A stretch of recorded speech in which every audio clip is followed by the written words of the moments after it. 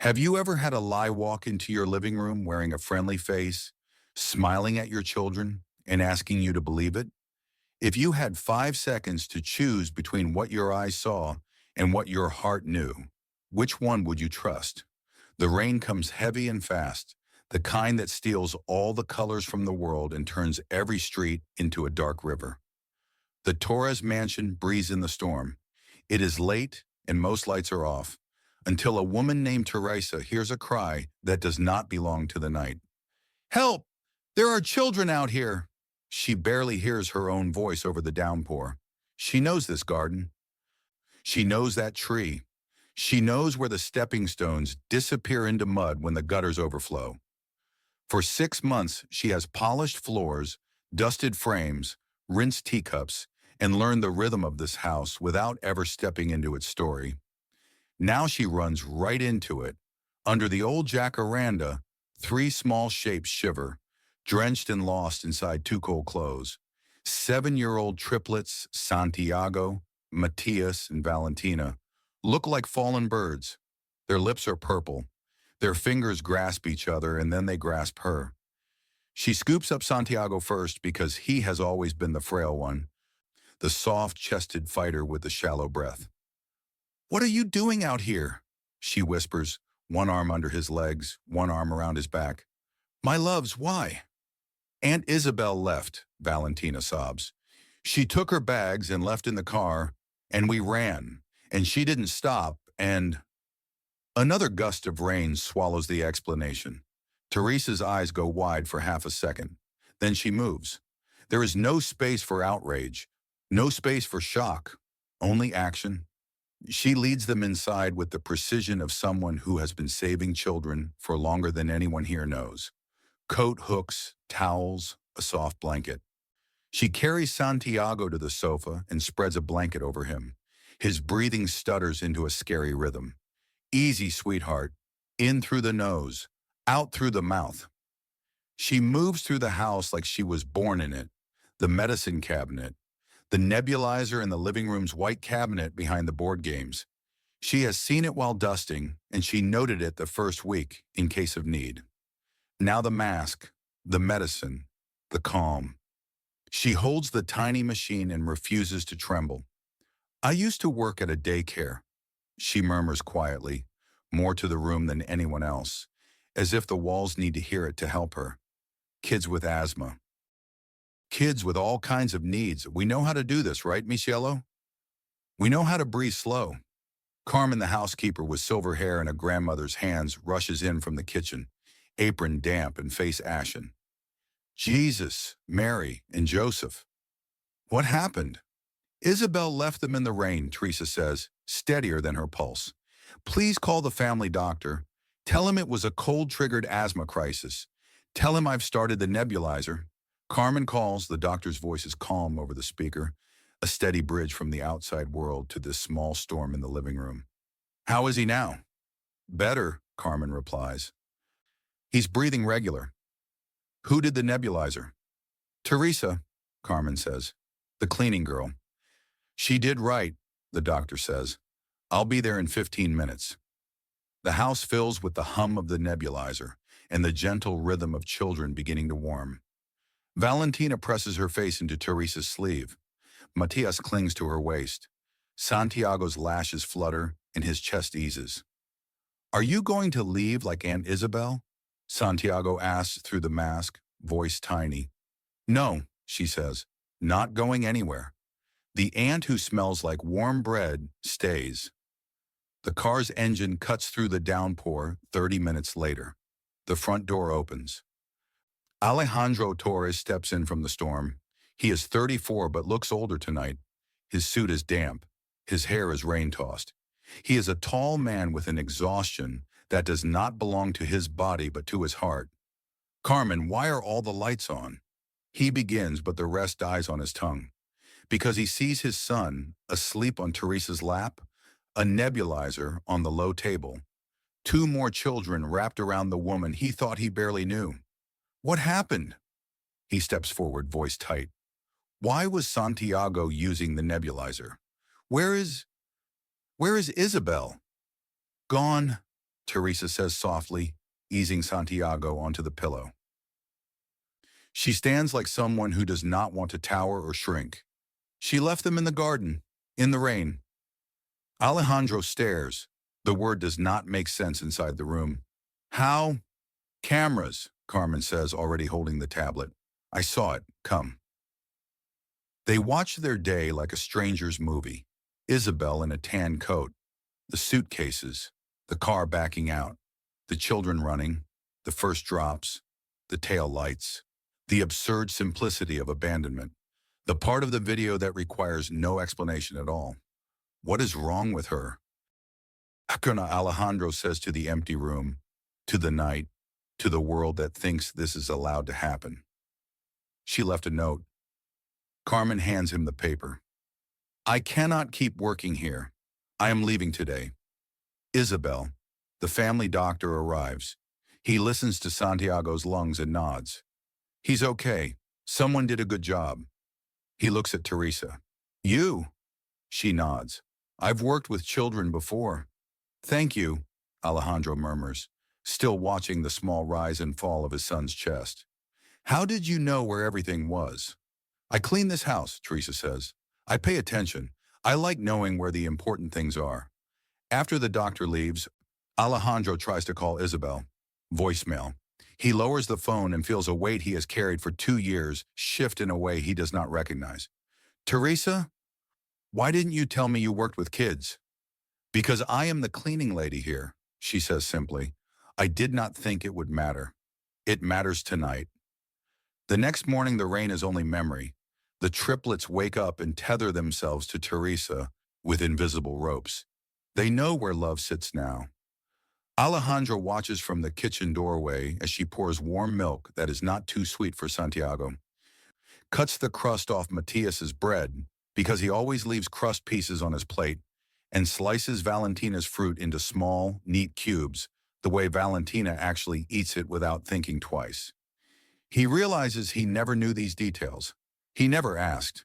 He feels ashamed that he didn't notice the patterns that make his children feel safe.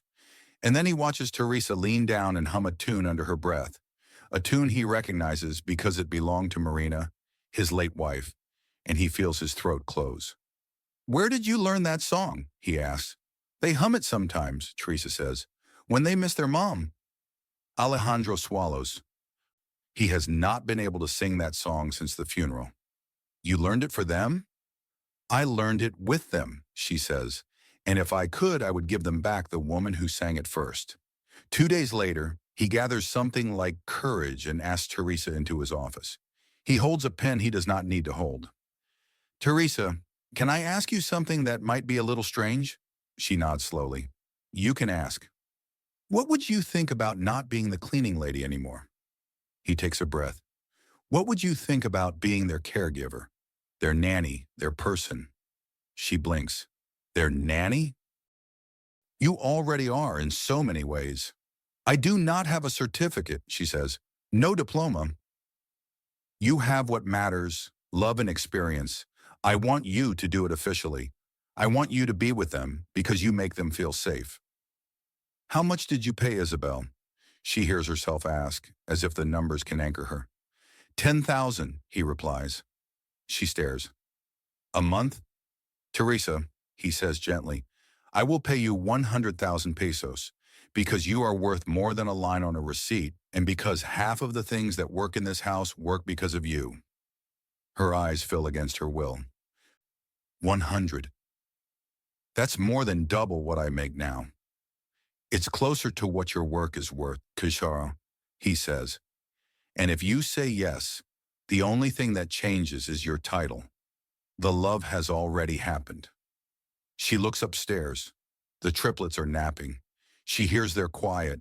She thinks of her mother back in their small home. Her mother who has been sick and who says a prayer every day for the woman her daughter will become. May I think about it? Of course, he says. But they adore you. I adore them, she whispers. The next morning she returns with a decision she will regret, rejoice in, and fight for the rest of her life. I accept, she tells Alejandro, but there is something you should know. What is it? I always wanted children, she says, hands trembling. I never had a serious relationship. Life did not go that way. When I'm with your children, I feel complete. They feel complete with you, he replies, and he does not realize that the promise in those words will be the very thing that breaks and remakes them later. From that day, the house changes its breath. Joy moves back in without knocking. Alejandro hears laughter that does not come from cartoons, but from games invented in hallways with white socks and wooden spoons. He hears a lullaby at night, and it does not hurt. He sees a drawing on the fridge where three small figures hold hands with a woman with brown hair and big eyes. And he notices that one of the figures left a space open on the other side for a tall man with messy hair. He realizes they left that space for him. On Friday, the front door opens to another storm, the kind made of perfume and opinions. Regina Dominguez steps inside. She is Alejandro's cousin, 2 years younger than him, with a smile sharp enough to slice and a suitcase that has seen more airports than kitchens. She is elegant. She is restless. She is used to winning. I heard Isabel left, she says to Carmen. She does not say hello. Who is looking after the children now? The señor hired a new caregiver, Carmen replies. She hesitates because she knows Regina does not like surprises she did not choreograph. Teresa. Who is Teresa? Regina tilts her head. The young woman who used to handle cleaning, Carmen says. She has experience with special needs. Regina's smile flickers. The cleaning girl is now the nanny. She looks after them very well, Carmen adds, because truth needs courage in this house now. Regina waits one day before she calls Alejandro. A cousin should be told these things, she says lightly. We have an image, you know. People talk. The board talks. Your donors talk. The children need someone with references. She has references, he says. My children. They sleep through the night. She decides to return from Paris 2 weeks early.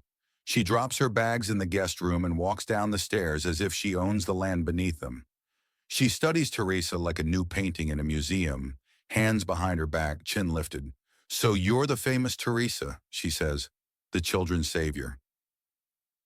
I did what anyone would do, Teresa replies.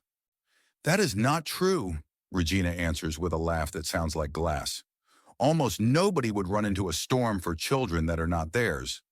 Then the world is doing it wrong, Teresa says, and she wins the conversation without intending to. Regina smiles, but her eyes are unhappy. The triplets come down the stairs yelling, Aunt Teresa! And the way they fling themselves into Teresa's arms tells Regina something money has never told her. Love is a language you cannot buy. For 1 week, Regina hovers like a shadow present, eager, always offering help at the wrong time, always misjudging by one tiny inch. She washes Valentina's scraped knee with alcohol and makes the girl cry harder. She oversalts Matias's lunch. She scrubs shampoo too hard into Santiago's scalp and makes him flinch. She apologizes immediately. She says all the right words. And yet, the children tolerate her, then retreat to Teresa fast, like birds to a safe branch. At night, when Regina is in the guest room, the house relaxes. That is when Alejandro sits on the couch near Teresa and watches the children build a city of blocks that has a river and a bridge and a hospital that is just a pillow with a blue sock on it. Do you like being here? He asks softly. She looks up. I do. Even with Regina around? He adds, half smile, half wince. Even with Regina around, she says. Your cousin is concerned. Her concern feels like an audit. He laughs, and it is the first easy laugh that has lived in him in a long time. She has always been very thorough. Thoroughness is good in a board meeting, Teresa says. Not so good when a child is crying and just wants their song. He looks at her. The air between them changes. Teresa, he says, can I ask you something you do not have to answer? You can ask. Do you like being with us? Not just the children, us. Her eyes search his face. The question is gentle and dangerous. I do, she says, and I do not know what to do with that. Same, he whispers. He moves closer. He is about to discover how a single kiss can rewrite a room when footsteps on the stairs slice the moment. Regina appears in the doorway with a cable in her hand. Has anyone seen my charger? She asks. No? Never mind. She retreats, and the moment dissolves. Good night, Teresa says, standing, because she does not trust her legs if she remains. Good night, he says, even though the word tastes like not yet. 2 weeks later, Regina hires a private investigator. She does not tell Alejandro because she believes that her actions are justified by her beliefs. The detective Munoz finds what she needs and what she wants, and she decides those are the same. He tracks down Isabel Ruiz, the former nanny, in a cheap boarding house in Querétaro. Isabel owes money to very dangerous men. She needs a miracle. Regina offers one, but her version of a miracle costs someone else a life. Come back to the city, Regina tells Isabel over the phone at midnight. Tell the truth about why you left.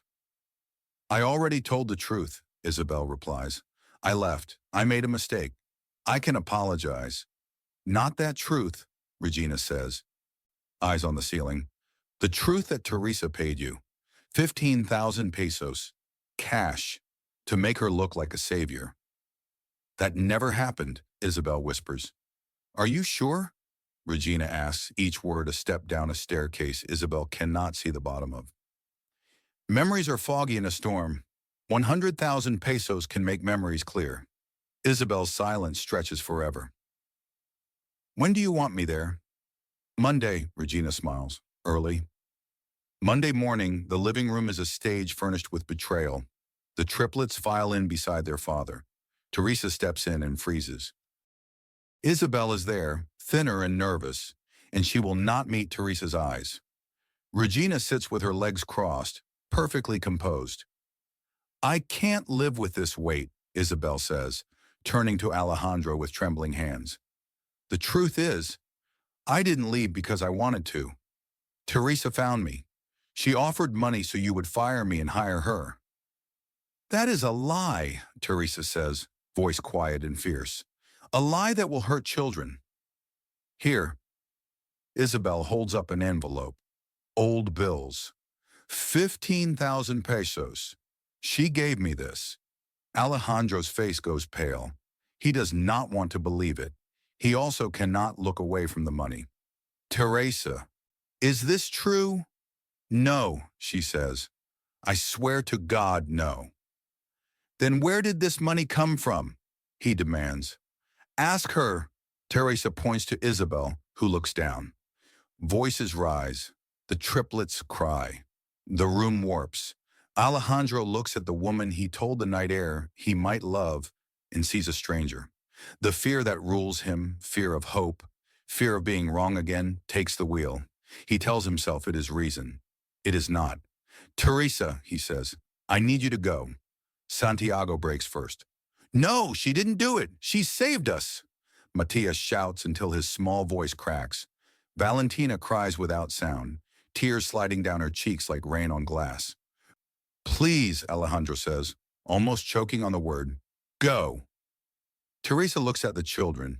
She looks at the man who kissed her with his eyes, who asked if she liked being with them. She looks at Regina's almost invisible smile. Someday you will know the truth, Ginason, she says, and I will still be the same person when you learn it. She leaves. The storm that follows is not in the sky. It is in tiny lungs and broken routines. That afternoon, Santiago has another asthma attack. His father's hands shake so much he almost spills the medicine. I want Aunt Teresa, the boy sobs. I want Aunt Teresa. She's not here, hijo, Alejandro says, hating the sound of his own voice. She can't come. Why? Santiago asks. There is no answer for a 7-year-old that can hold the weight of adult cowardice.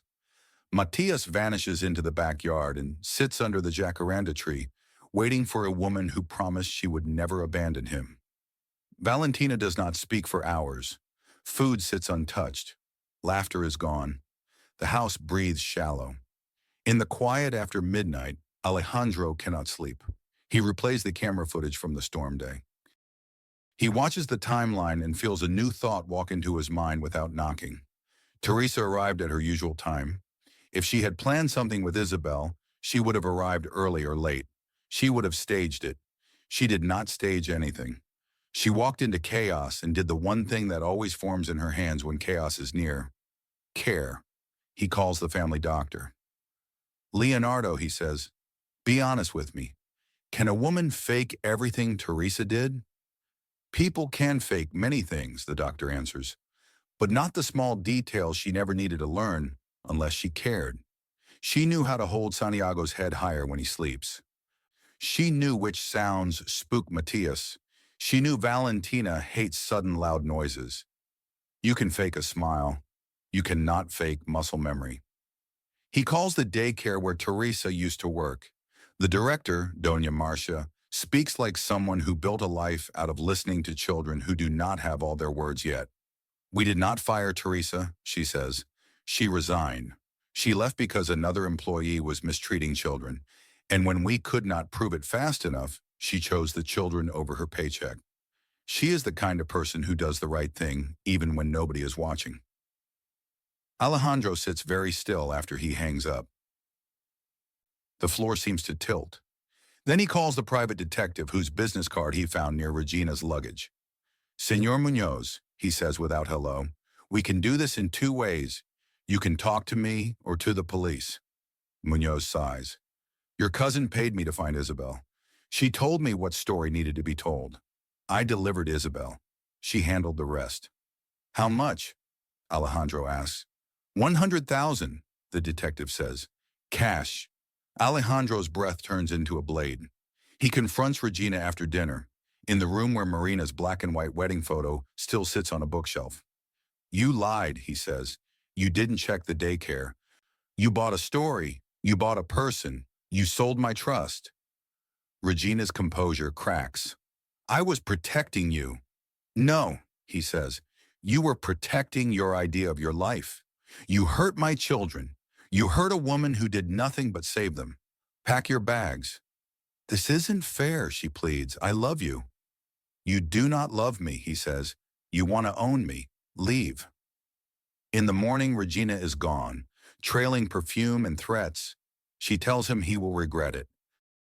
He tells her that he already does. Regret the day he believed her over the person who knew his children's favorite spoons. Alejandro drives to Querétaro before lunch.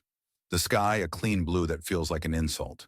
He finds the boarding house that smells like damp plaster and boiled cabbage. He finds Isabel counting money. He tells her the truth in a voice that eats his throat alive.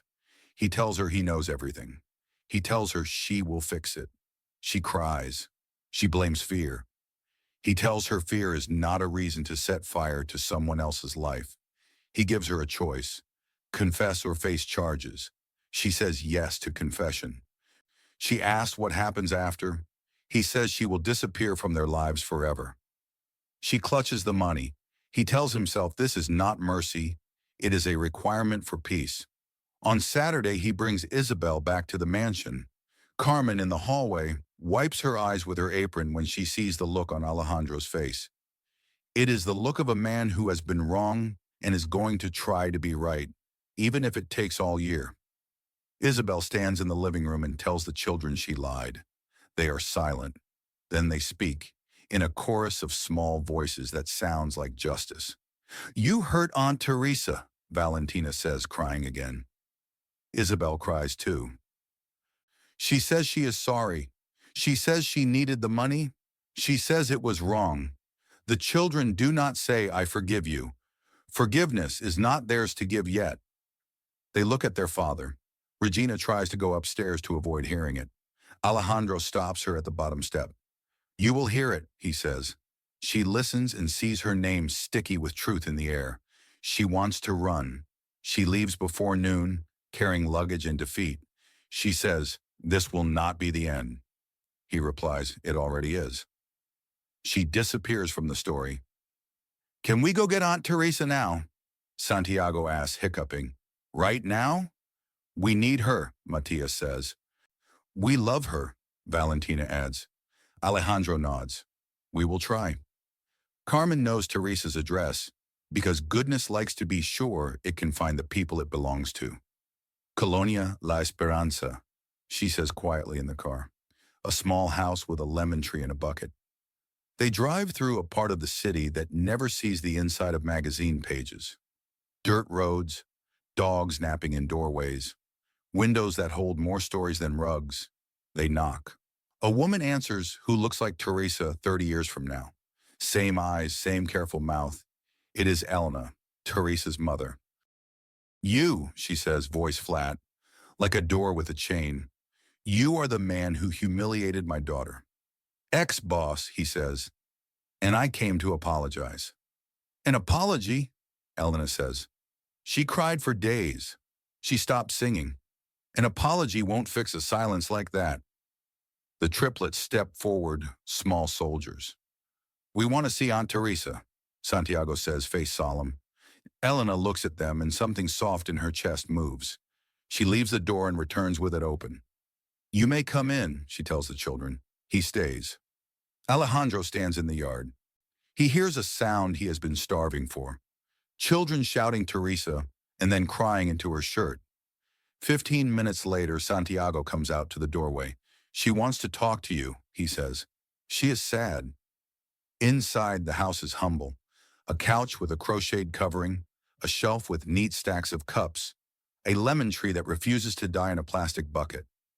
Teresa sits on the couch between Matthias and Valentina, each glued to a hip, their faces blotchy from crying. Hi, she says to him, small voice. Hi, he says back, as if the word might break. Isabel confessed, she says. Carmen told me. I believed a lie, Alejandro answers. Because it was easier than believing I could be happy again. Teresa closes her eyes. He sees the hurt that he put there. He tells himself he will spend years making that hurt smaller if she lets him. Do you know what it felt like to be called a liar in front of your children? She asks. The ones you tuck in and sing to and tell secrets to? It felt like something sharp in my ribs. I know, he says, and I am sorry. I am sorry every day. I might be sorry every day for years. I might never stop. How can I trust you? She asks. The question is not cruel. It is a map. If he cannot answer it, he cannot have her. You may not be able to, he says. He does not reach for her hand. He does not try to fix it in a sentence. I can ask you for the chance to earn your trust. I can ask you for your boundaries. She looks at the children and feels something steady inside her stand-up. I will go back, she says. The triplets gasp and then hold their breath. But only as their caregiver. That is all. You will stay away from me. You will respect every rule I set. You will not ask me for anything beyond what the children need. I will take what you give, he says. It is not a sentence he has said much in his life. It feels hard and true. Back at the mansion, the house adjusts to new rules. Aunt Teresa returns. Aunt Teresa hugs at the front door and starts the laundry and hums while measuring medicine. Aunt Teresa will not sit next to Alejandro on the couch. Aunt Teresa will not stay for late-night tea. Aunt Teresa will not accept flowers. She returns his notes unread. She keeps her conversations with him professional. Her eyes are kind, but her distance is honest. Why is Aunt Teresa not hugging you too? Santiago asks one night. Because I made a big mistake, Alejandro answers. Because sometimes love needs time to stand up again. How long? Matthias asks. As long as it takes, Alejandro says. And he means it. For months, he keeps every promise. He does not touch her hand when she passes a bowl. He does not linger in doorways. He waits until she is ready to talk. He learns to show love with presence more than persuasion. He learns that the difference between a grand gesture and a daily kindness is the difference between a wish and a life. He brings flowers every Friday and leaves them on the kitchen island with a simple note that says nothing about promises, only thank you for today. He meets with the school counselor to understand more about how to help the triplets. He takes parenting classes. He learns to cook the 3 breakfasts his children actually eat. He learns the bedtime song. He sings it off key. The children laugh and sing with him anyway. One morning in late spring, Matthias drafts a contract in pencil on a piece of printer paper. Contract of trust, it says at the top in block letters and crooked lines. He reads it out loud at dinner, hands shaking with seriousness. Rule 1, if we have a doubt, we ask Teresa first. Rule 2, no big decisions when we are angry. Rule 3, we tell the truth even when it makes us blush. Rule 4, we protect each other, even Dad. Then Matias looks up. Do you sign, Papa? Alejandro picks up a pen. His hand does not shake. I sign. He looks at Teresa. Would you sign as a witness? Teresa signs. And when she does, it is the first time she looks him in the eyes for a whole 5 seconds without looking away. It feels like summer. There are setbacks. Some days she moves toward him like a tide, then pulls back twice as far. Some nights he thinks they are ready to talk about the day he told her to leave, and then a smell, a phrase, a joke from a neighbor shifts her back into a careful quiet. He learns not to chase. He learns not to coax. He learns to wait the way children wait for seeds to sprout. One Sunday morning, the house is too quiet. The front gate stands open. Panic is a bright white thing that moves fast. Alejandro runs through rooms and gardens, then into the city in slippers, and a panic that burns. He knows where they would go. The children know the way there now. He drives to La Esperanza with his heart in his throat. He finds them near a bus stop, 3 small figures on a cement bench, hugging backpacks like they are shields. Are you safe? He asks, kneeling in the dust. We wanted to see Aunt Teresa, Santiago says, exhausted. We wanted to ask her to come back. I'm right here, says a voice. He turns. Teresa stands in the doorway of her home, robe tied tight, eyes red. You should not have come by yourselves, she tells the children, voice firm and broken at the same time. It's dangerous. We had to, Valentina says. We miss you all the time. Teresa looks at Alejandro over their heads. He does not speak. He does not plead. He lets the sight of 3 brave children do the talking. She opens the gate. She kneels in the dust. She holds all 3 at once. I missed you too, she sobs. I missed you every day. They go home together, not as a family yet, but as something that looks at a distance very much like one. 6 months after Aunt Teresa returned as a caregiver, and Alejandro learned how to be a man who keeps quiet promises, he asked her to join him in the garden at sunset. The jacaranda tree wears purple like joy. Fairy lights hang from its branches like captured fireflies.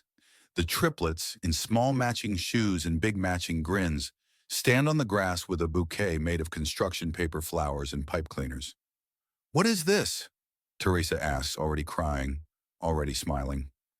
This is where we nearly lost our lives once, Alejandro says.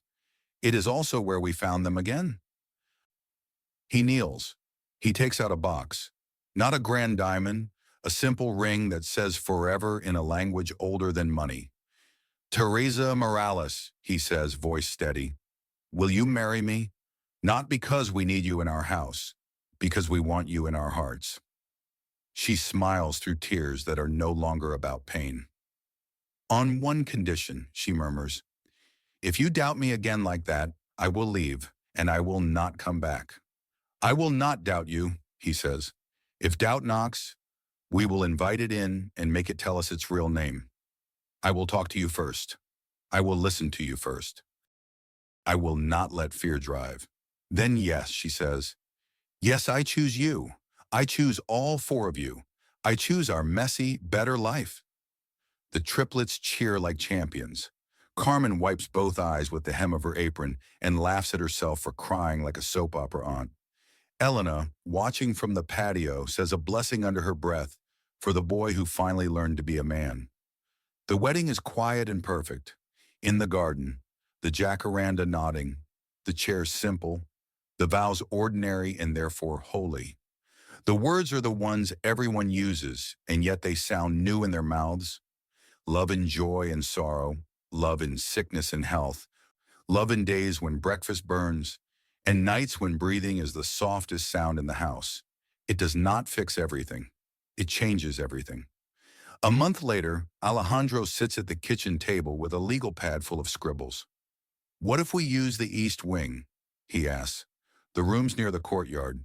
When we built the addition, we never used them.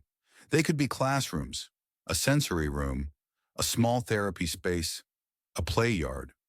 For what? Teresa asks, eyes bright and afraid of dreaming too big. For children, he says. For the ones who don't get lucky enough to have a house like this. For kids with special needs. For families who need the help we can afford to provide. I want to start an institute. She blinks. What would you call it? He smiles. The Teresa Torres Institute, if you will let me borrow your name for something that matters. She covers her face with both hands. You do not have to. I do, he says, because you taught me that if you can help, you must. Because love is not only a word, it is a building. It is paperwork. It is salaries. It is training. It is lists. It is clean floors and steady voices. It is patience that shows up every morning. They make a whole folder of lists, things to buy, people to hire, schedules to build, spaces to paint, songs to sing, doors to open. The Institute starts small, 20 children the first year. Not 50 like Teresa dreamed at night, but 20 who arrive in the morning with different ways of hearing the world and leave in the afternoon with tired smiles and a sticker that says, I did something brave today. On Tuesdays, Teresa reads to a group whose attention flickers and flies and returns like kites. On Thursdays, Alejandro meets with parents and practices saying, it is okay to be tired, and you are doing a good job, and you are the person your child needs, even when your hands are shaking. On Fridays, Carmen teaches everyone to make empanadas because food is a teacher too. Regina tries one more time to ruin things, not with whispers now, but with lawyers. A notice arrives. Defamation, the letter says. Alejandro meets the lawyer with a quiet certainty that uses no raised voice at all. He has documents, recorded calls, bank deposit slips, a signed confession from Isabel sealed in a manila folder that smells like ink, and a second chance. The lawyer withdraws the case. Silence returns like a reward. Isabel moves away and keeps her promise of disappearing. It is not a hero's exit. It is the best she can do now. Alejandro does not think about her at night. He thinks about the way Teresa's voice shifts when she sings, You Are My Sunshine in Spanish and English. He thinks about the way Valentina is learning to braid hair and does it a little too tight, but a little less tight each week. He thinks about the morning he saw Matias share his muffin without being asked. He thinks about Santiago's lungs, which still sometimes stutter when he plays too hard, but now calm faster because he believes in the people around him. 2 years pass. In some lives, 2 years is a small thing. In theirs, it is a world. They spend it building a home and a doorway for others to find one. Every life circles back to the things that began it. Every story keeps one secret place where the first moment guard sits. For them, it is the jacaranda tree. When the rain comes now, Teresa stands under it and listens to the roof sing. She watches the puddles fill the grooves in the flagstones, finds the stepping stones the way she did on the night that changed everything. She hears a cry in the distance sometimes, the echo of it, but it no longer belongs to fear. It belongs to a promise. One afternoon, a little boy at the Institute asks her a question with the serious directness children save for the people they trust most. Aunt Teresa, he says shyly, are you happy? She thinks about what happy means to someone who grew up counting coins, cleaning kitchens, collecting moments of kindness like seashells. She looks out the window. Alejandro is helping Santiago with a school project about rivers. Matias and Valentina are playing tag with 2 new Institute kids whose laughter sounds like tiny bells with muddy shoes. Carmen is scolding someone for running in the hallway and then hugging them because scolding and hugging are cousins. Yes, Teresa says, I am very happy. Why? The boy asks, because that is the next true question. Because I learned something late, she says, and her voice holds years. Family isn't just who you are born to. Family is who chooses you, over and over, in ordinary mornings and impossible nights. Family is who stays when a lie walks into your living room and asks to be believed. She pauses. She thinks of a man who asked for forgiveness without demanding it. She thinks of three children who wrote a contract with a pencil as if it were a spell. She thinks of a cousin who left. She thinks of a detective who told the truth. She thinks of a lemon tree in a bucket that kept growing even when nobody watered it on time. And I chose them too, she adds. That's the other part. At the Institute's front gate, a small sign hangs beneath the name. It reads, "This family began on a rainy night." It does not say which people, because anyone who walks through that gate might be the next part of the sentence. If you were Alejandro, would you have believed the envelope with cash over the woman who knew your child's favorite spoon? If you were Teresa, would you have come back to a house that gave you a wound that deep? If you were one of those children, would you have written a contract and made the adults sign it? Ask yourself now while the rain taps the windows and the jacaranda traces purple on the lawn. If a lie walked into your living room again, would you know it before it took your breath away? Or would you need a woman who smells like warm bread to remind you what the truth feels like in your hands? Either way, someone will choose you. Either way, if you let them, you will choose them too. And that is how a storm becomes a story you will tell for the rest of your life.